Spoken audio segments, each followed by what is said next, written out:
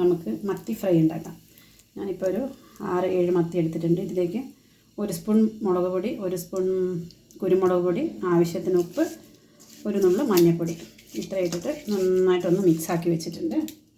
അതിലേക്ക് നമുക്ക് ഒരു 2 കരിവേപ്പിലയും കൂടി ഇട്ട് കൊടുക്കാം. എന്നിട്ട് നന്നായിട്ട് മിക്സ് ചെയ്ത് ഞാൻ അരമണിക്കൂർ മിക്സാക്കിയിട്ട് വെച്ചതാണ്. ഇനി നമുക്കിത് വറുത്തെടുക്കാം.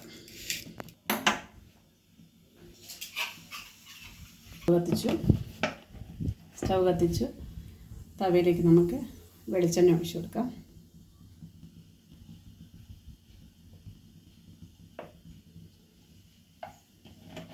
വെളിച്ചെണ്ണ ചൂടായതിന് ശേഷം 2 കരിവേപ്പില ഇങ്ങനെ ഒഴിച്ചു കൊടുക്കാം.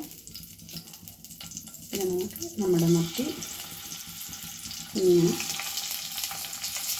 അടുക്കി വെച്ച് ഫ്രൈ ചെയ്തെടുക്കാം.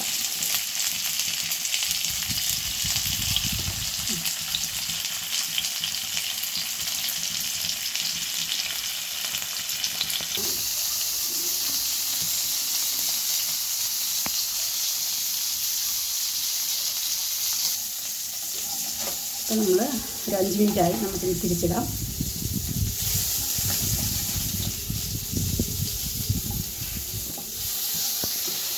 ഇനി ഒരു 5 മിനിറ്റ് ഒന്ന് മതിയട്ടെ. ഇപ്പോൾ നമ്മുടെ മീൻ ഫ്രൈ റെഡി ആയി കഴിഞ്ഞു.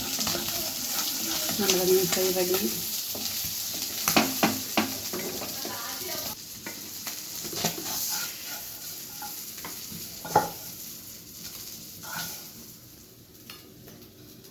ഇപ്പോൾ നമ്മുടെ മീൻ ഫ്രൈ റെഡി.